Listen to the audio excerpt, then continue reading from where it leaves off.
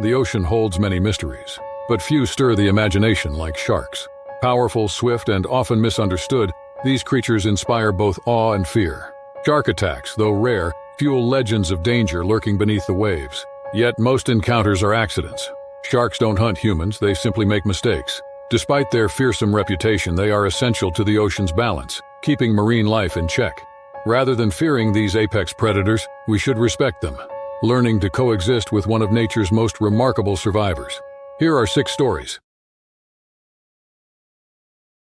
On April 3, 2025, the waters off South Africa's Cape of Goodwill were deceptively calm. Russian businessman Vadim Petrov had brought his $2 million luxury yacht, the Volga Princess, to these waters as part of an extended family vacation with his wife Alina and their 12-year-old son Nikolai. The Cape of Goodwill had been peaceful for their journey until that afternoon. The Cape, forming the meeting point between the Atlantic and Indian Oceans, had long been notorious for its treacherous conditions. Many vessels throughout history had met their doom attempting to navigate these waters. However, modern navigation technology had made the journey significantly safer, and the Petrov family had enjoyed smooth sailing since departing from Cape Town 3 days prior. Vadim had made his fortune in renewable energy technologies back in Moscow, and had purchased the yacht just 6 months earlier. The family's goal was simple: circumnavigate Africa during Nikolai's school break, combining education with adventure. They had hired local guides for portions of their journey but were alone on this particular day, having developed confidence in their seafaring abilities. As they sailed approximately 15 nautical miles from shore, Vadim spotted movement in the distance. At first, he thought it might be dolphins, which they had encountered frequently during their voyage. Alina called Nikolai to the deck, always eager to share wildlife sightings with their son, who had developed a passion for marine biology during their trip. What approached was not a pod of dolphins but a large orca, its distinctive black and white markings visible as it breached the surface. The family watched in amazement, having never encountered an orca in the wild before. Vadim reached for his camera while Alina and Nikolai leaned against the starboard railing for a better view. Their amazement quickly turned to concern when the orca changed course, heading directly toward their vessel. Marine biologists had documented increasing incidents of orcas interacting with boats in these waters, but the Petrovs were unaware of this phenomenon. The massive creature, estimated later to be over 20 feet long and weighing several tons, disappeared beneath the surface momentarily before ramming into the yacht's rudder with tremendous force. The impact threw the vessel off balance, causing it to lurch violently to one side. Dishes crashed in the galley below, and the family struggled to maintain their footing on the suddenly tilting deck before they could recover from the initial shock.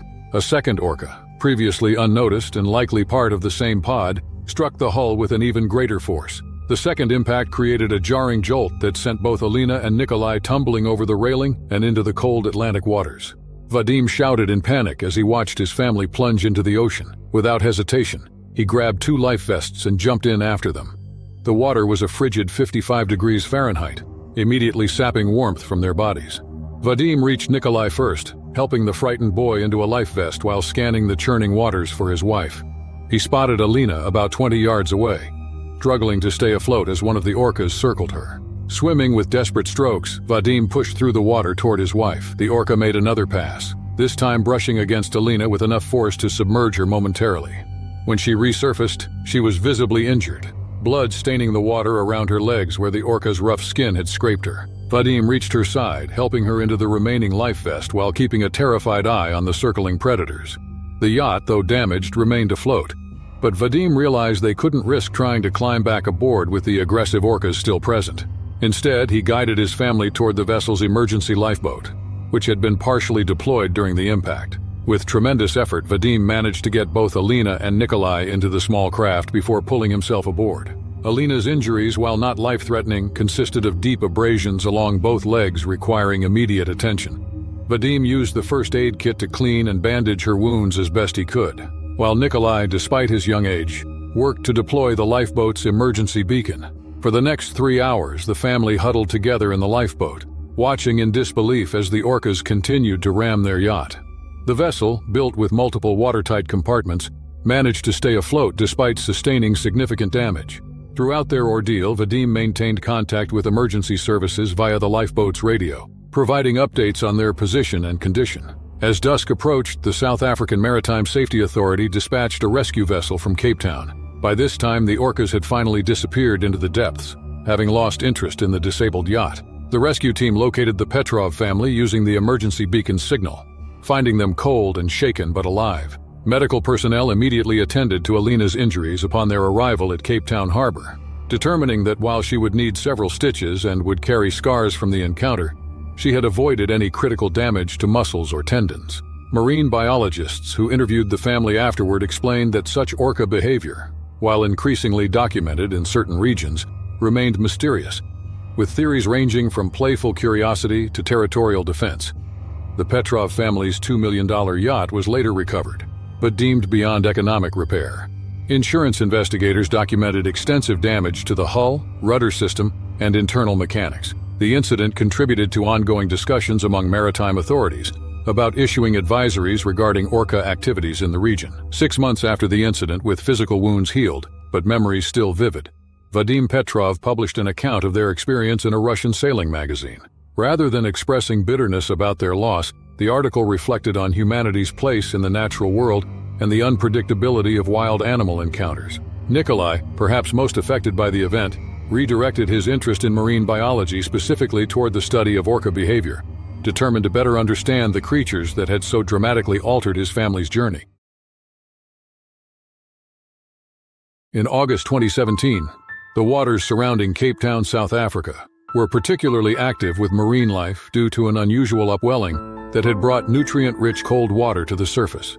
This natural phenomenon had attracted diverse sea creatures to the area, making it an ideal time for diving enthusiasts to explore the underwater wonders. Cape Town's diving spots had long been famous for their biodiversity and shipwrecks, drawing adventure seekers from around the world, including experienced divers looking for the thrill of night exploration. Among these enthusiasts was 29-year-old marine photographer Claire Hargrove from Brisbane, Australia. Claire had built a respectable reputation in underwater photography over 7 years, with her work featured in several nature magazines. She had traveled to South Africa specifically to document nocturnal marine life around the historic shipwreck of the steamship Thermopylae Sierra, a cargo vessel that had sunk in 1991 after hitting a reef during a storm. The diving company, Ocean Explorers, had organized a specialized night dive for 6 experienced divers, including Claire. Their experienced guide, Thabo Mbeki, had conducted over 300 dives at this location and was well versed in the local marine conditions. The group also included Swedish marine biologist Sven Lindberg, American diving instructor Mackenzie Thorne, South African couple Peter and Annika van der Westhuizen, and British technical diver Rowan Sinclair. Before entering the water that evening, Thabo had conducted a thorough briefing, emphasizing the importance of staying together and maintaining constant awareness of surroundings. He had specifically mentioned that while shark encounters were rare during night dives, the unusual water conditions might have altered normal behavioral patterns of the local marine life. Each diver carried a primary underwater torch and a backup light, with additional chemical light sticks attached to their tanks for visibility. The group entered the water at around 8:30 p.m., descending to a depth of approximately 65 feet where the upper structures of the shipwreck could be explored. For 40 minutes, the dive progressed smoothly as they navigated around the ghostly remains of the vessel. Claire lagged slightly behind the main group several times, pausing to photograph interesting coral formations that had established themselves on the wreckage. At around 9:14 p.m., according to the dive computers later recovered, the group had moved toward the stern section of the wreck. Claire had once again fallen slightly behind, focusing her camera on a school of nocturnal fish illuminated by her torch. The gap between her and the main group was no more than 15 feet, but in the dark ocean water it was enough to isolate her momentarily from the others. Without warning, a juvenile great white shark, later estimated to be about 11 feet long, emerged from the darkness beyond the reach of Claire's light. The shark, possibly confused by the artificial lights or drawn by the diver's movements, charged directly toward Claire. Marine biologists would later speculate that the shark might have mistaken the silhouette of her diving equipment against the surface light for that of a seal, its natural prey.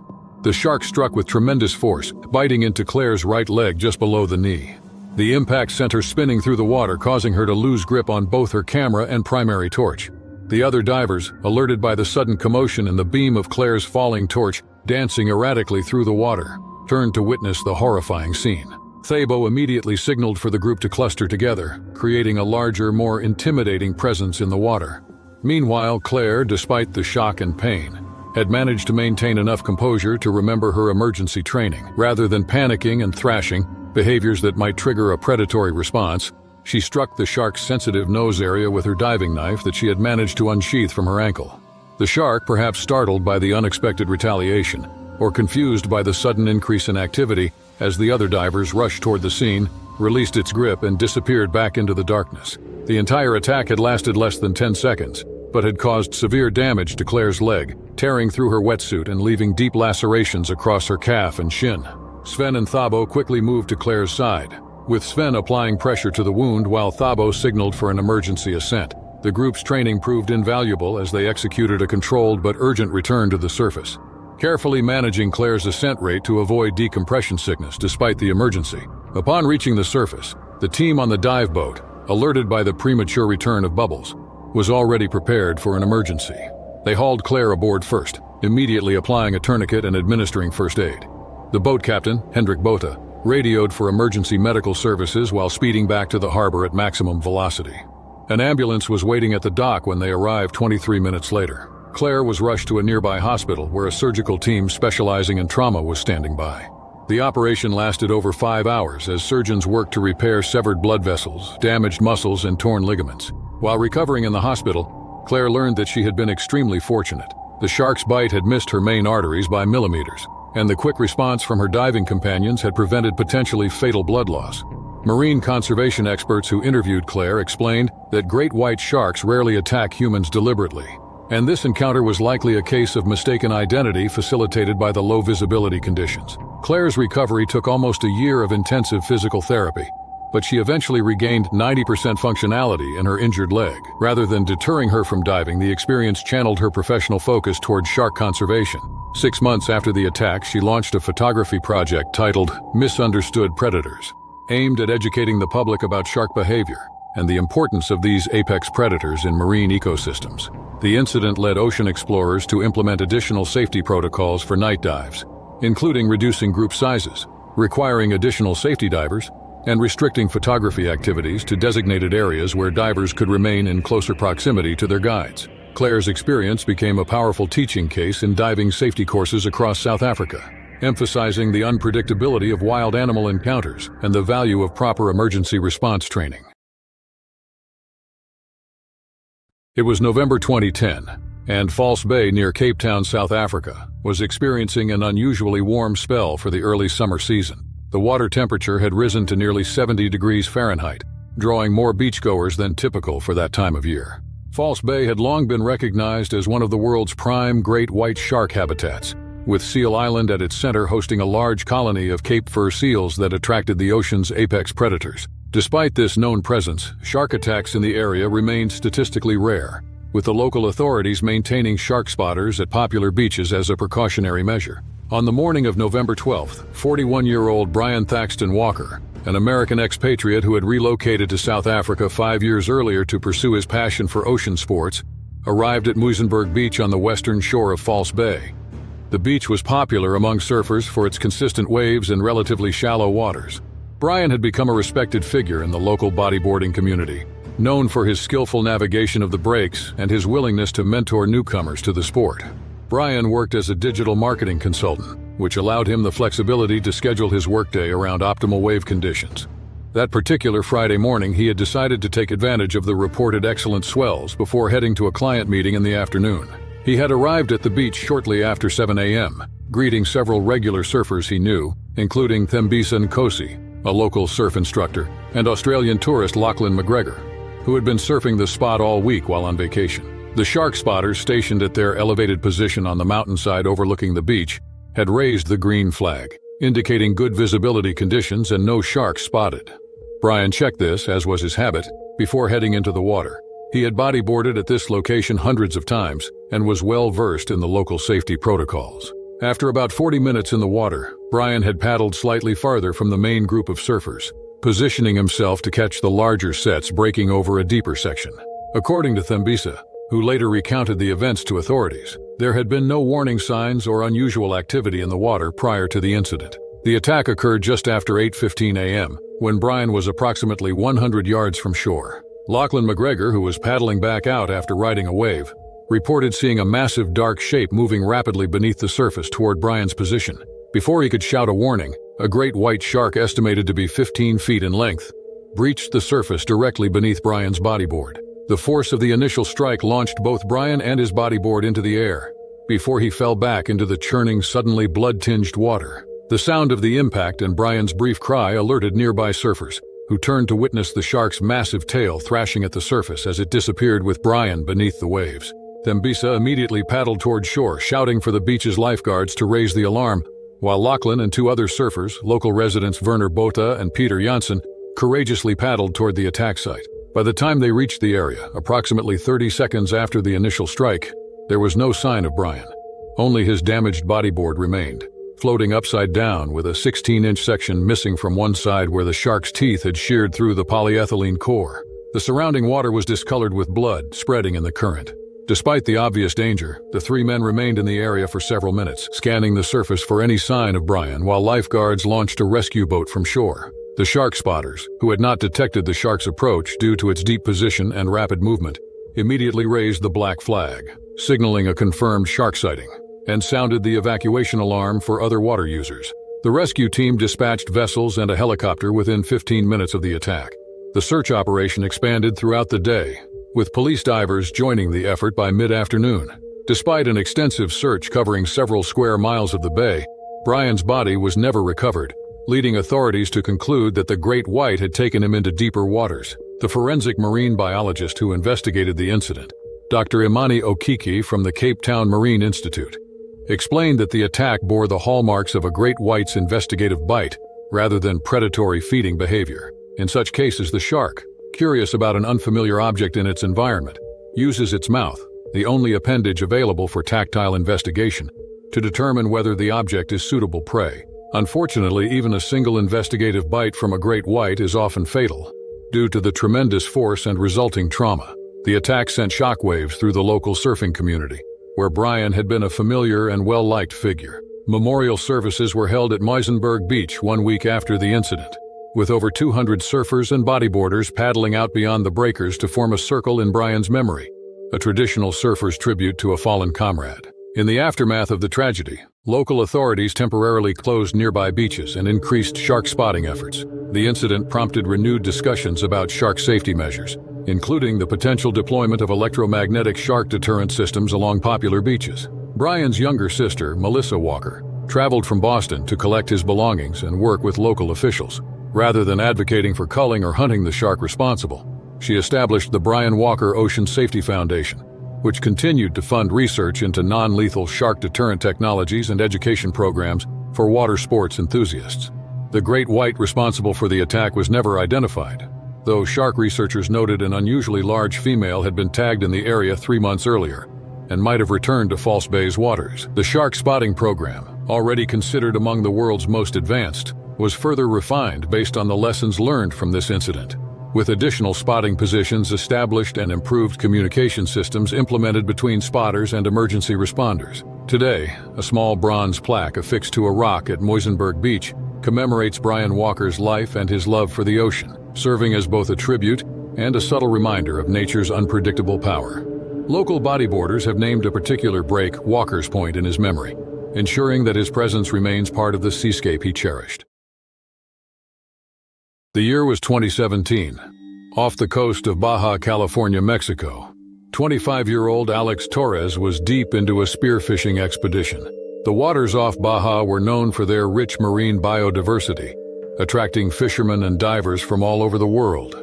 Alex, an experienced freediver, had traveled here with 3 friends, eager to hunt for yellowfin tuna in the crystal-clear waters of the Pacific. The sun was high in the sky, casting shimmering patterns on the ocean surface as he prepared for another deep dive.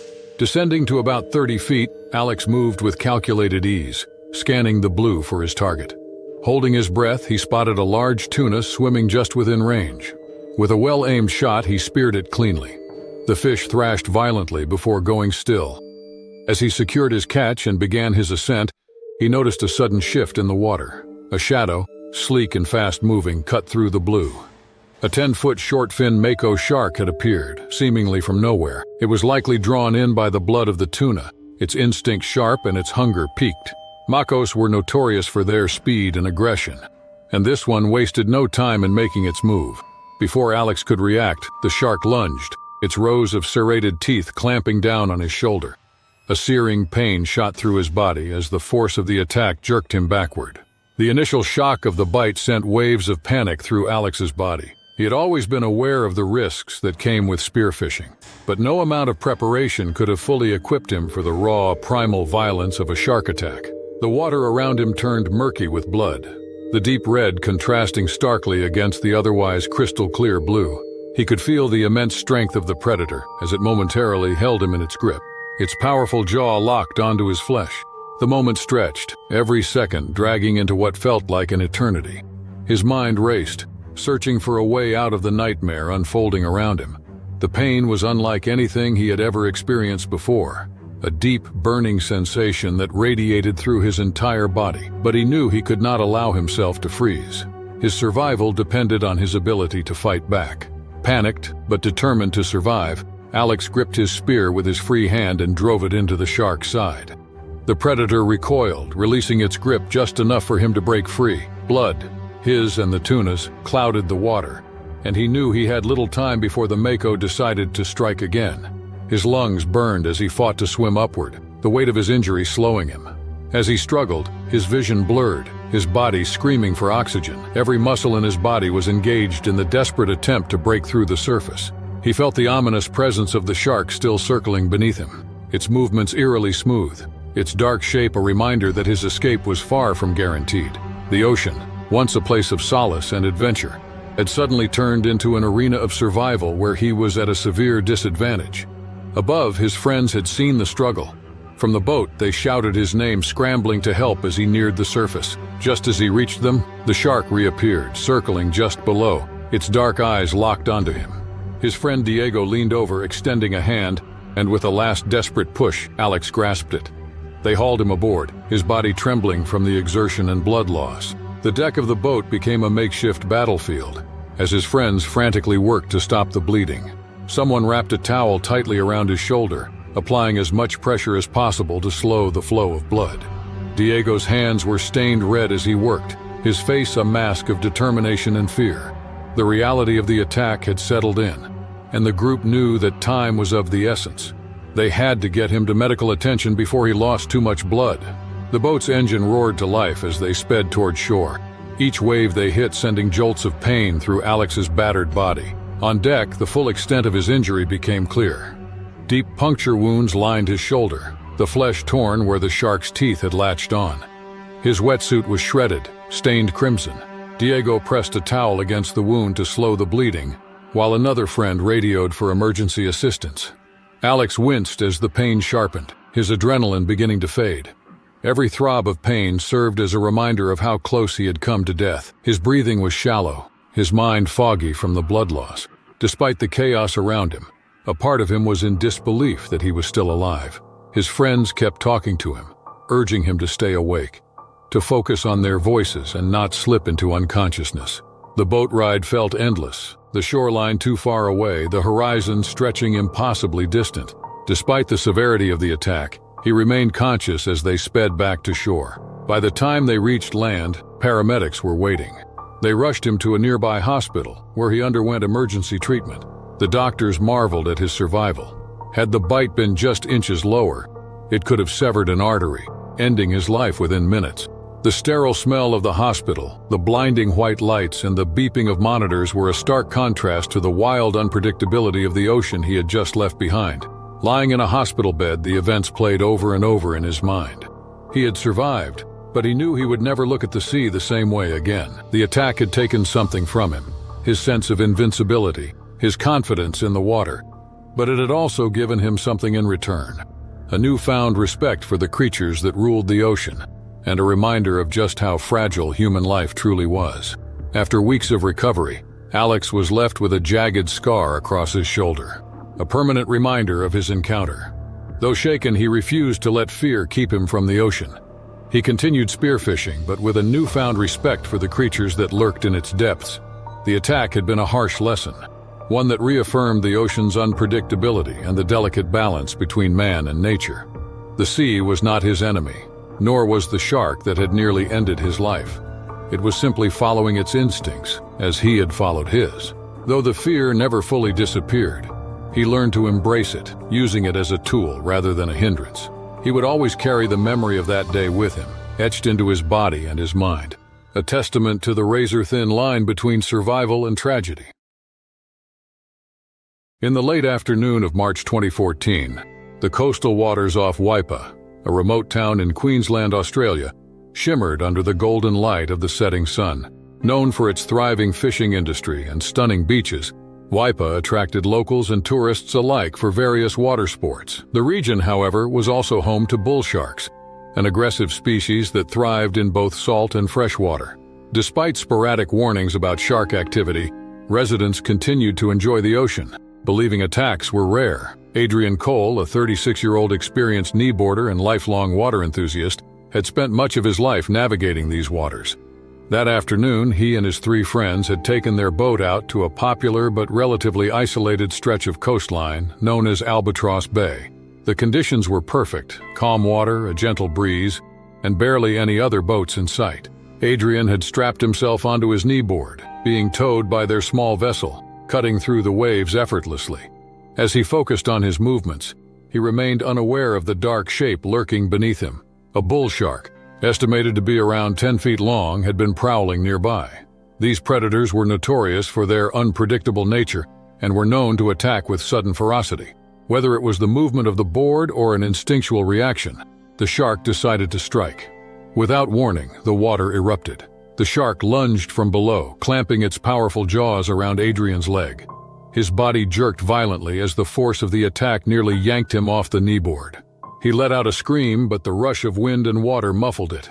His friends, watching from the boat, initially thought he had lost balance, but within seconds they realized the horror unfolding. Adrian struggled, instinctively trying to kick free, but the shark held firm, dragging him beneath the surface. The blood clouded the water instantly. His friends, in a frantic panic, turned the boat toward him, shouting his name.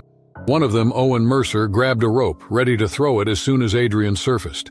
But when Adrian reappeared, the sight was horrifying. His leg was mangled and he was barely conscious, his face twisted in agony.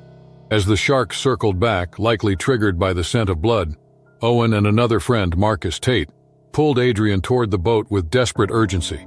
The shark's dorsal fin cut through the water again, but before it could strike a second time, they managed to haul him onto the deck. The deck was instantly slick with blood and Adrian's breathing was ragged. One of the friends applied pressure to his wound while another frantically radioed for emergency services. They were several minutes from shore and time was slipping away.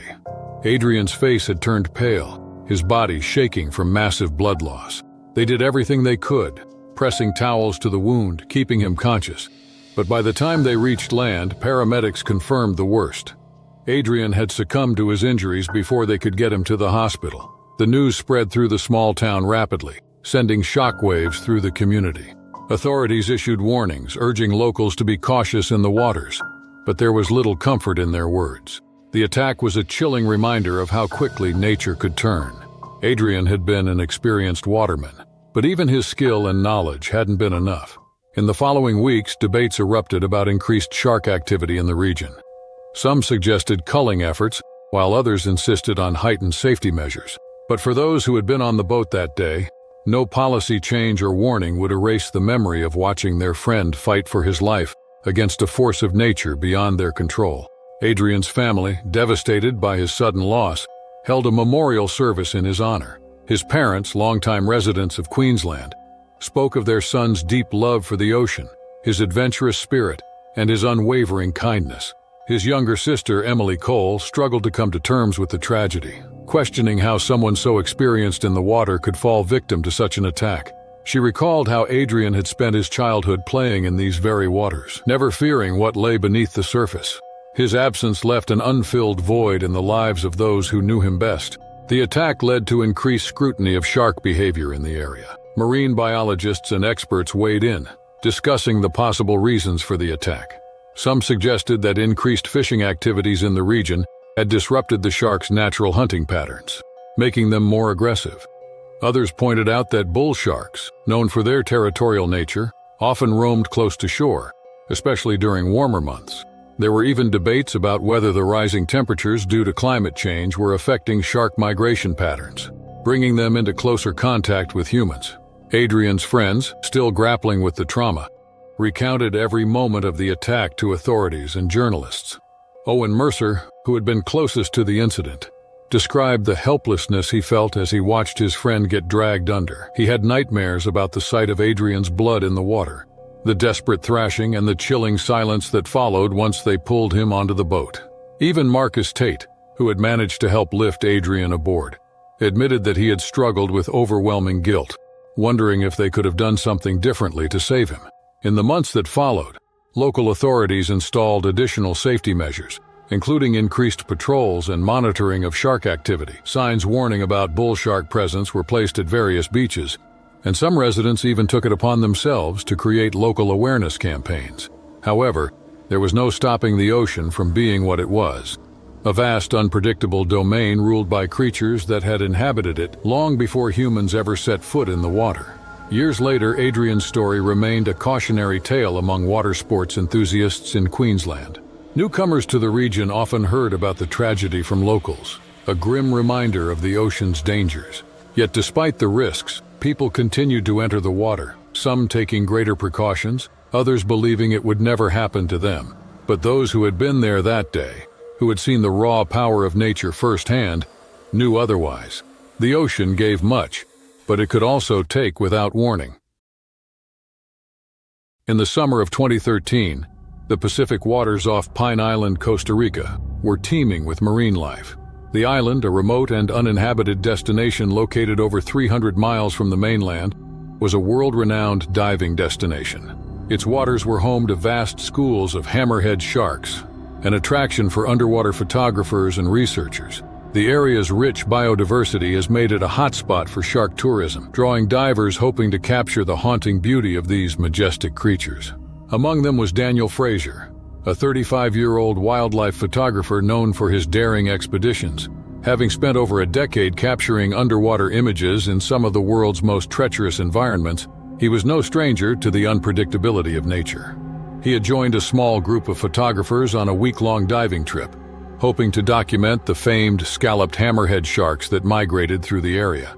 On the fourth day of the expedition, Daniel and his dive partner, Luis Navarro, descended into the deep blue at a popular dive site known as Bajo Arit. It was a submerged seamount where hammerheads congregated in large numbers.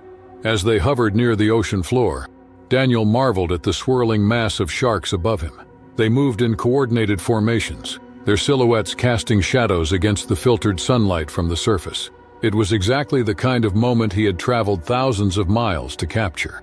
He positioned his camera and began snapping photos, adjusting his settings to account for the shifting light.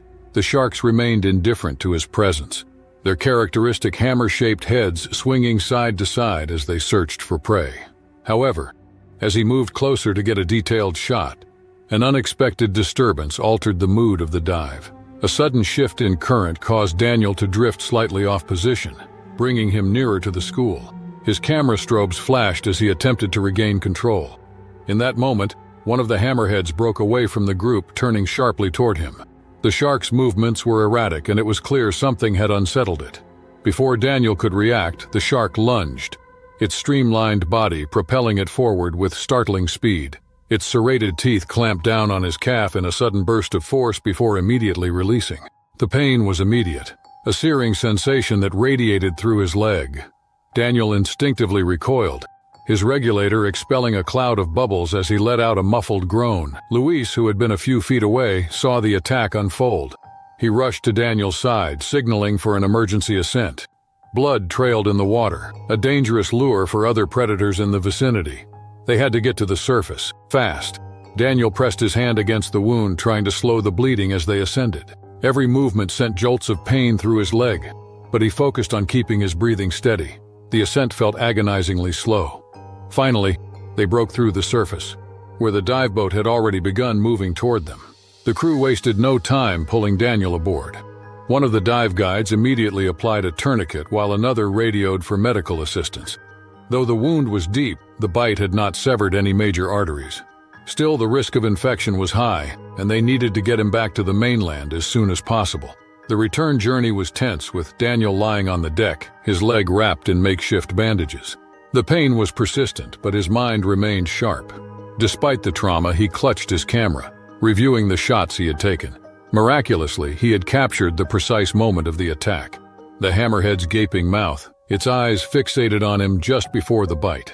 Once back in Costa Rica, Daniel was rushed to a medical facility where doctors treated his injuries. The wound required extensive stitches, and he was advised to avoid diving for several months while he healed. The experience had shaken him, but he never lost his respect for the ocean. In interviews following the attack, he recounted the moment with a sense of humility, emphasizing that the shark had likely reacted out of fear or confusion rather than aggression. His photo of the attack became a striking piece in his collection, a stark reminder of the unpredictable nature of wildlife encounters. It was later published in a feature about the delicate balance between humans and marine predators. While the incident left him with a lasting scar, it also solidified his belief that understanding and respecting the natural world was more important than fearing it. Despite the close call, Daniel continued his work in underwater photography. He became an advocate for shark conservation, using his platform to educate others about the importance of preserving marine ecosystems. Though he never forgot the pain of that bite, he refused to let it define his relationship with the ocean. Instead, he used it as a lesson, a reminder that every dive carried risks, but also the possibility of capturing something truly extraordinary.